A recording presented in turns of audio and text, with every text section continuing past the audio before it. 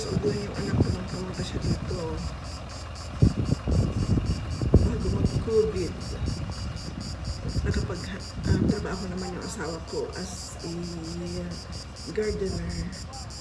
Sa kanyang amo siyang tiga-alaga ng mga pananim nila dyan. Tapos binigyan siya ng parcel of land. Ayan, napagtatamnan ng Filipino vegetables.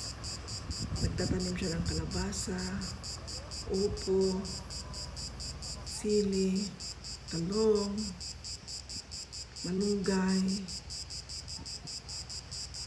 May saging din siya dyan, mais, tsaka yung mga ibang gulay ng Greek vegetables, gaya ng kulokitacea. Nagtatanim din siya ng broccoli pag winter.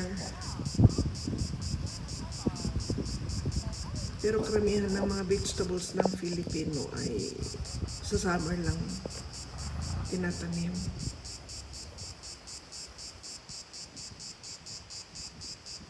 Bravo sa! Please subscribe.